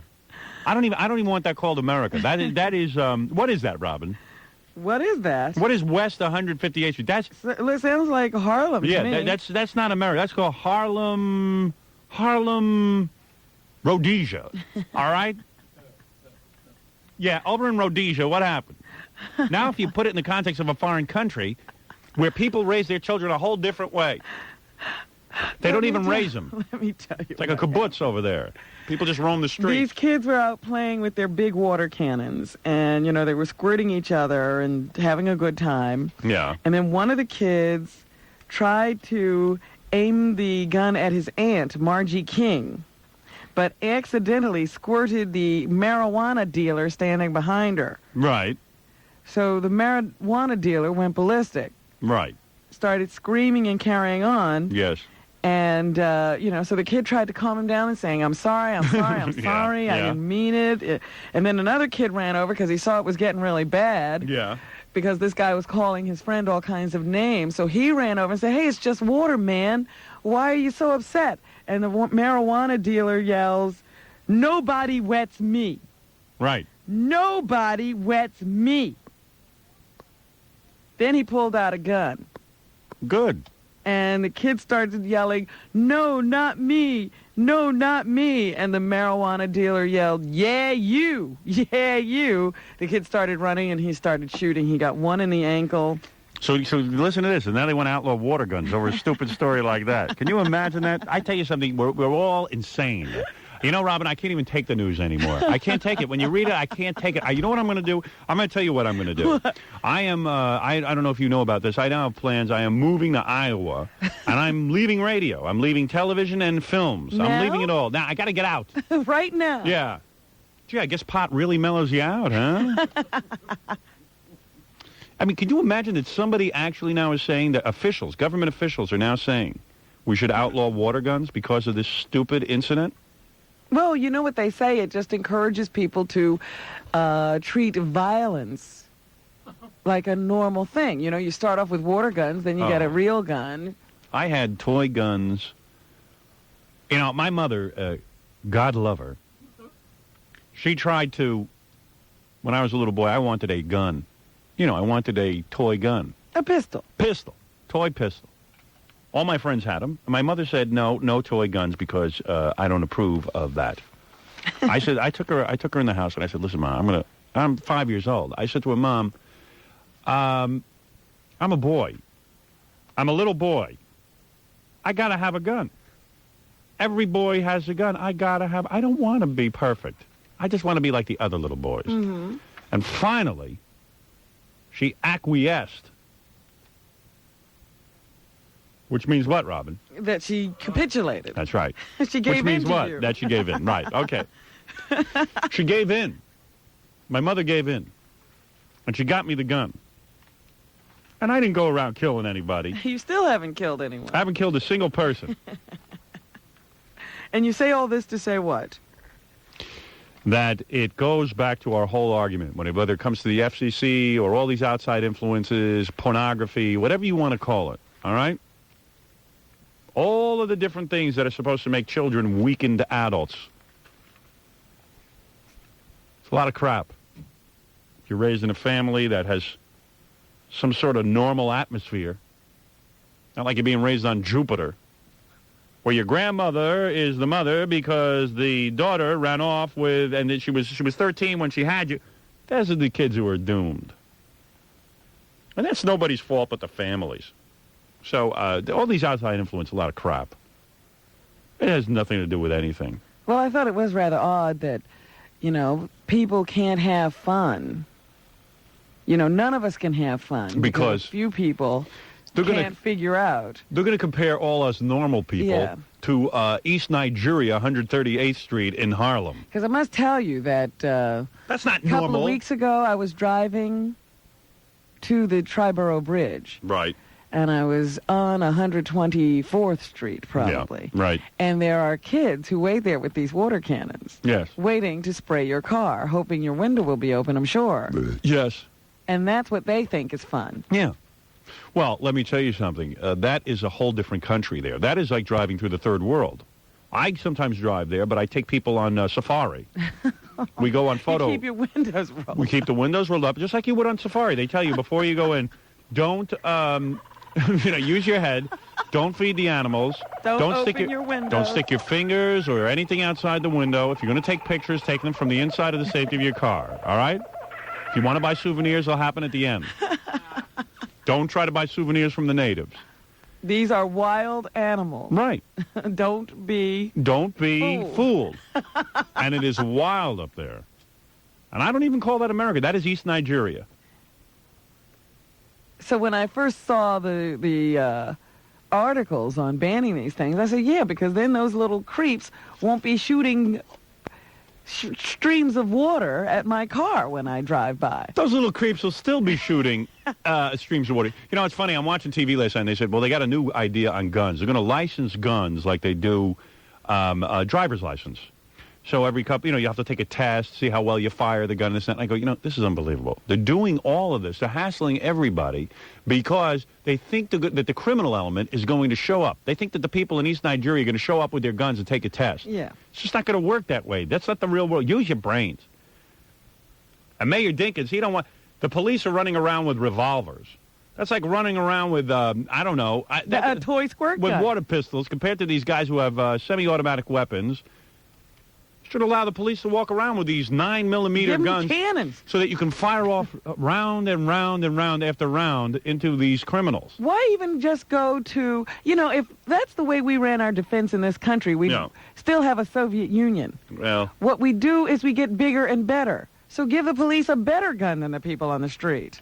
Even Mayor Dinkins runs around with a big tennis racket so he can hit people over the head. The police are only asking for parity. I think they deserve a lot more. 913, 92.3 KROC, WYSP, WJFK. You'll take another break, and then we'll be back right after these words. The classic rock station, 92.3 KROC. When it's time to take your car for service, STS, yes. No need to worry, don't get nervous. STS, yes. Our auto technicians know what to do. They're part owners, they take good care of you. Yeah, to get the best, say STS, yes. At STS Car Service Centers, you can trust our owner technicians to always give you the best because they care about having you come back again. That's why we feature Quaker State products. Get a Quaker State oil change and filter, regularly $21.95. Now just $14.95. Hurry, offer ends July 12th. To get the best, say STS, yes. We treat you like a friend. To get the best, say STS, yes. We want you back again. For the STS nearest you, call toll-free 1-800-322-STS-1. It's new. It's fun. It's educational.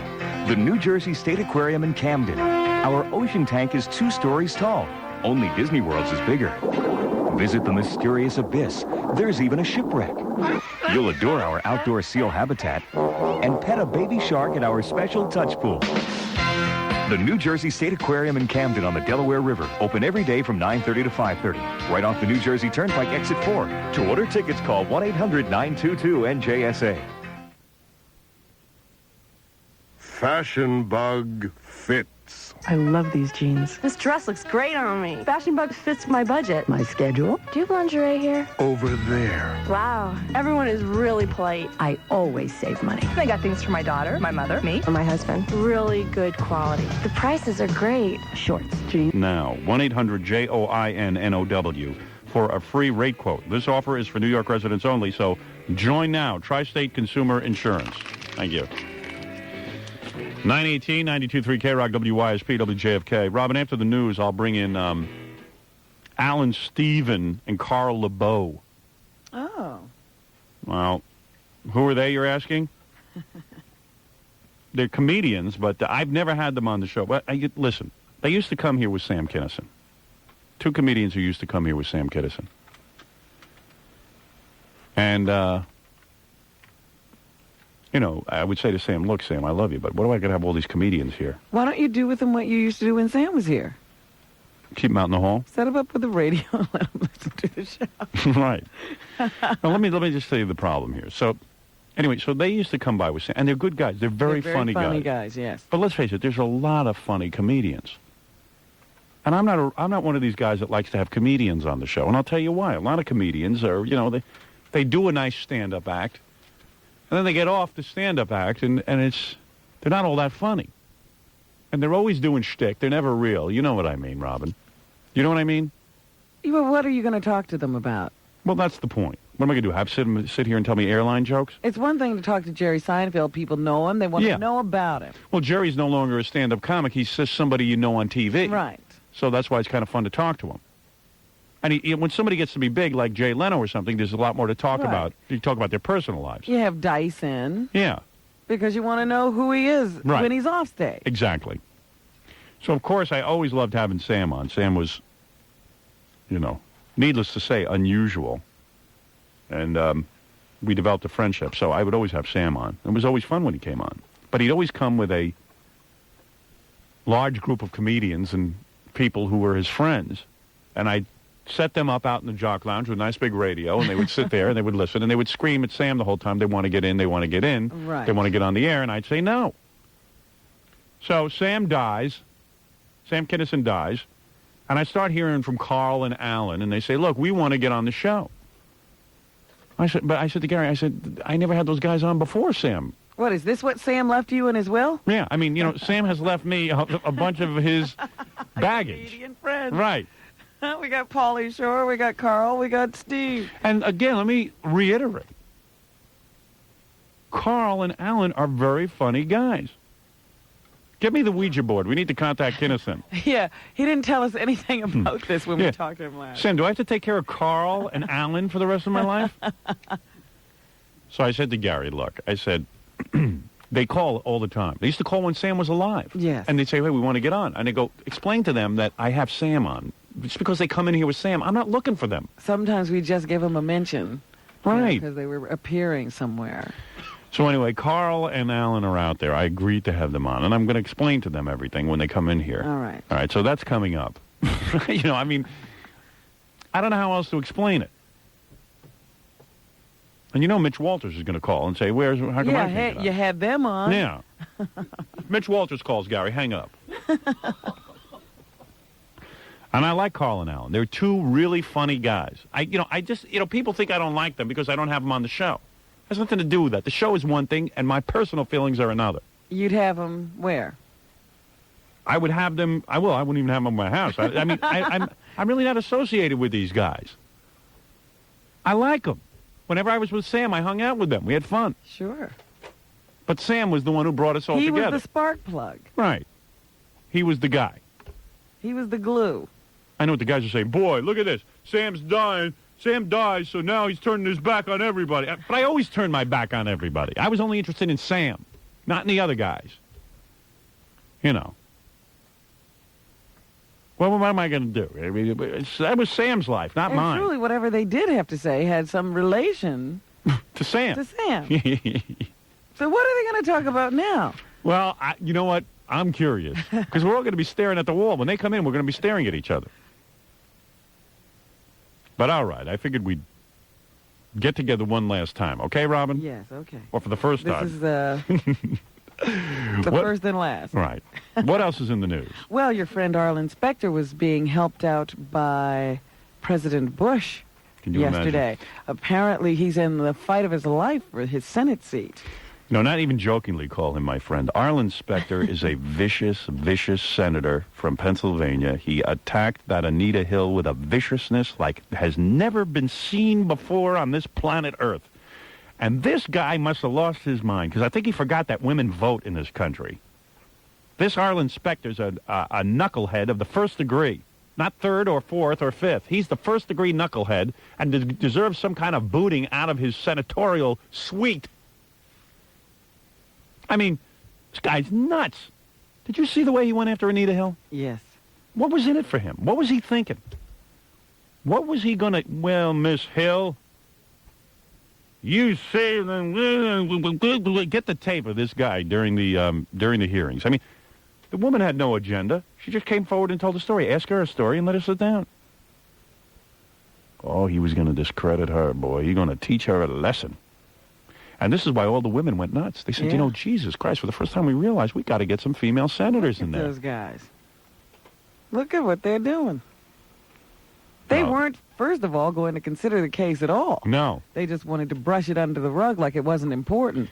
And then, when it finally came to light, they acted as if she had done something wrong. Well, the women of Pennsylvania got smart. Now Arlen Specter's really scared that he's going to lose that Senate seat that he thought he had wrapped up no matter what he did.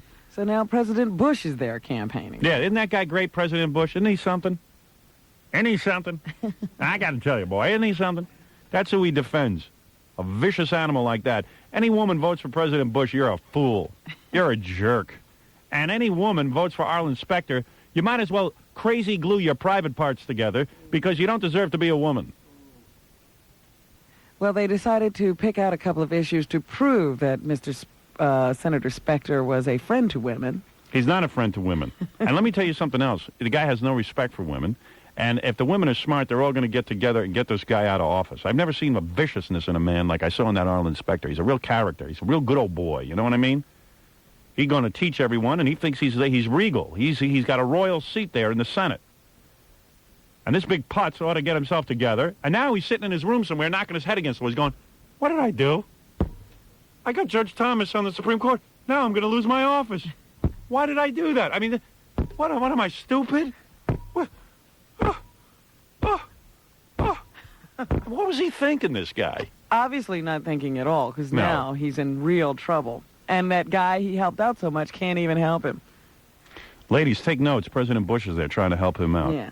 Specter, they say, well, according to President Bush, is a friend to American women, Howard, praising him as a devoted crusader against pornography and the backer of a bill to help women victims. Isn't that great? He's against pornography. There's a First Amendment in this country. There's freedom of the press. What does this mean he's against pornography? Pornography should be legal in this country. That's how he's a friend to women. He's against pornography. How does that help women? He's against pornography. What do you think, women don't read pornography? They act like women have no private parts. So in other words, he's against pornography and against the Bill of Rights. But he's for us. But he's for the women.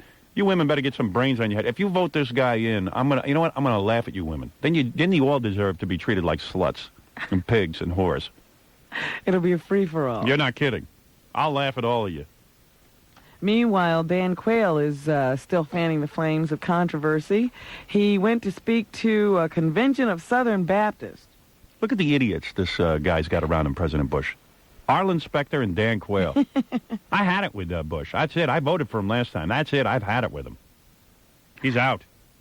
The vice president once again said he loves being the brunt of all the jokes foisted on the public by the media elite, damning him for his stand on Murphy Brown. Oh, he loves that. And he also went so far as to say that the media elite would have us believe that all relationships are equal to the family, including the relationships between homosexuals. Who said that, Dan Quayle? Yeah. They believe that moral truths are relative and all lifestyles are equal, he said. He didn't get into the controversy as to whether homosexuality is good or bad, but he did say it's not equal to the family. What is this guy supposed to sit and talk? I mean, why are all these guys now rabbis and priests? All these politicians. Well, who cares what they think about homosexuality, quite frankly? Just get the economy in shape.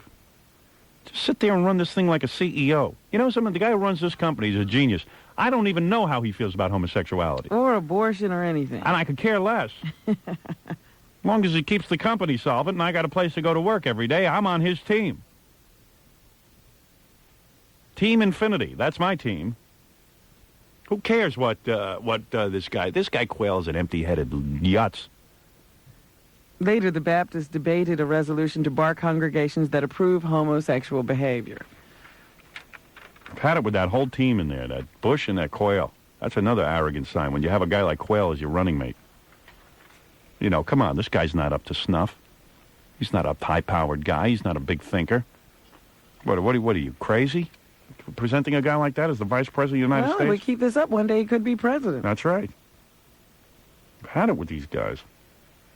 Today, it looks like baseball owners will vote on whether the owners of Nintendo can buy into the Seattle Mariners baseball team. It was approved by Faye Vincent, the commissioner of baseball, yesterday. Oh, is that right? That's right. They're going to pay $125 million to the team just to have a part ownership and no say in what goes on. The reason the Japanese have so much money to buy all of our baseball teams and all of our land and everything else is because we're idiots. We support them militarily. That's something we wanted. We didn't want them to have a military, so we protect them. But now that they have money, we don't make them pay for it. We don't care how unfair the trade agreements are. We don't care about any of this. Well, how stupid was our agreement in the first place, never to ask for anything for I this? know. I say they should be We're paying. Stupid. Idiots. Well, I would correct that, boy. Well, how do you go back and renegotiate now? I'd say you no longer have anybody protecting you unless you pay. And you certainly cannot buy up stuff here unless you pay a fee to us. We got lots of leverage, believe me. And I don't know where it is. We're certainly not using it. No. Just imagine this scenario. You wake up on Monday morning in extreme pain, flip on the light, and see your roommate reloading a crossbow. See? Probably shooting you, right? That's right. You've already got one arrow in your head. That's the pain you're feeling. See, the world's gone nuts. I'll tell you what I would do. This happened in San Diego. If I was president, I'm fantasizing for a minute. Okay. I would hire Superman to fly fast around the world and go back in time. To when? To World War II, and then we would renegotiate that final agreement with the Japanese. And then we'd start all over again. How would that help Arthur Ekval? Oh, there'd be a different morality if we had all that money. I see. It helps you be more moral. He was listed in serious but stable condition. Well, then I Doctors could had to remove the arrow. see with Superman flying around backwards. I could warn him. Luckily, it did not cause any brain damage. Right. His 25-year-old roommate has been jailed on an investigation of attempted murder. He was shot through the head with an arrow. Hey, Fred, didn't that happen to your last roommate? Matter of fact, it did. That police say was fired by his roommate using a crossbow. Fred was crossbow practicing in his apartment. And, The arrow entered the base of his neck, passed through his head, and protruded near his left eye. He told police, "You can see the arrow when I open my mouth." really? Yeah, you can see it going through. Wow. Doctors unscrewed the arrow point from the stem and then pulled the shaft back out of his neck. Phew. Phew. That's wild. Incredible. I wonder what was going on in that house. The two roommates not getting along very well. We got to take a break, Robin. Well, let that be the last story Yeah. of the morning then for a while. And then we will, of course, get to Alan and Alan and Alan and Steve. No, Alan and Carl. Alan and Carl. We'll see what they want to say. And I'll try and take a few more phone calls, and we'll be back right after this.